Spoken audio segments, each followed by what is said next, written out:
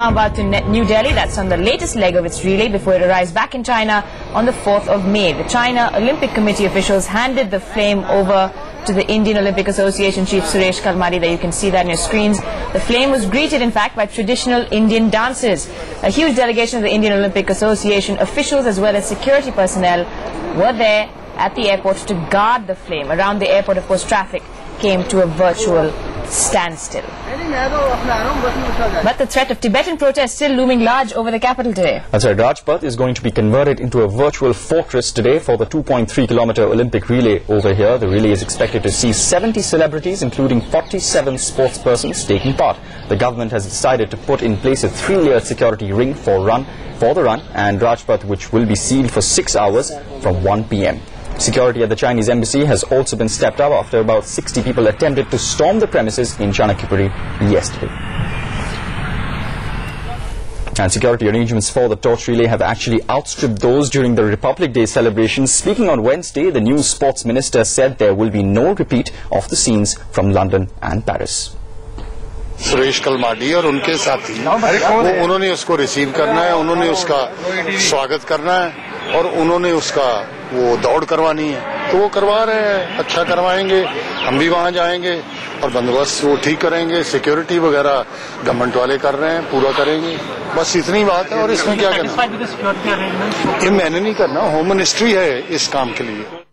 And of course, as you just heard, the government has indeed issued an advisory specifying the do's and don'ts just ahead of that relay. Several tricky ones as well. Windows and doors of all buildings facing Rajpath will in fact be closed from 1 in the afternoon today onwards. There will be no visitors allowed to enter government buildings overlooking Rajpath there after 1 this afternoon. Visitors who've entered these buildings will have to leave by 1. That's the deadline. Now, only government employees with I-cards will be allowed to access these buildings, or they'll have to leave those buildings, in fact, within the time specified. No one apart from military, police and security personnel will be allowed access to rooftops and balconies. Of course, security concerns there. No staff in these buildings should be visible, is what the guidelines are, on rooftops or balconies. No smoke will be allowed from these buildings. Incinerators shouldn't be allowed to operate either. Fire safety checks will be carried out, or will have been carried out, on all buildings. Nobody will be allowed to assemble on the lawns of North Block or South Block either. With all those precautions in place, as soon as the Olympic torch though landed early this morning, there were already protesters there. That's right, lots of Tibetan protesters. In fact, the police arrested nearly 50 of them. At midnight, people from the Tibetan Youth Congress charged down the route on which the torch was supposed to travel in Dholakwa. All of them were arrested as well. At the Le Méridien Hotel also, around 20 protesters from the group Students for Free Tibet tried to breach the security cordon. Hundreds of Tibetans will be joined by the likes of George Fernandes and Arundhati Roy in a parallel relay to the Olympic flame run. In fact, I talked to our correspondent Shreya Dhondial, who joins us from the capital now. Shreya, will be getting us more on that parallel relay. Take us through what we're expecting to see. Well, what we are expecting to see is a peace meet here at the Rajghat where I am right now. The flame will be lit here. It will be blessed by leaders of various religious faiths. As you can see, a lot of Tibetan monks have already gathered here, and so have the security personnel. More than 100 of them who will accompany all the Tibetan supporters through right up till Jantar Mantar. They are the ones who will be accompanying them all through, and of course there is additional security at Jantar Mantar as well. So that's something we are going to see, which starts at around 10.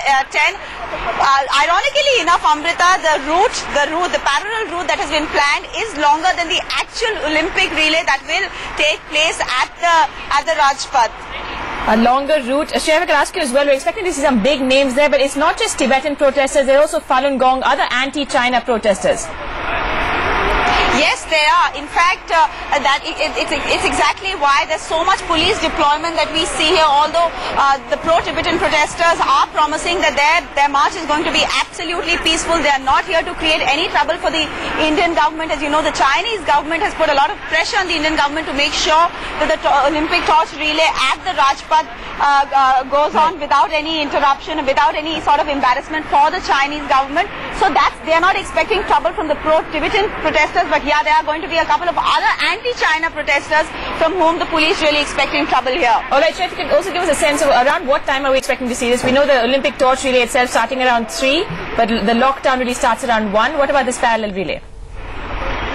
Well, initially what was planned was this parallel relay will happen as in when the actual Olympic relay happens, which is at from 3 to 6. But police police wasn't very forthcoming with permission, so the time that has now been given is 11 o'clock. So when the actual parallel relay will start at 11 and should end in around 2 hours at Jantar Mantar. It's a 4-kilometer run. All right, Shreya Dhondiyal will be coming back to you for more there. Thanks for getting us those details this morning. That's right. So lots really to expect out of that Olympic run there. But while the Indian Olympic Association has little say in the security issues, they have some headaches of their own to deal with. Himanshu Singhal now reports. The entire world community looks upon the toss relay in India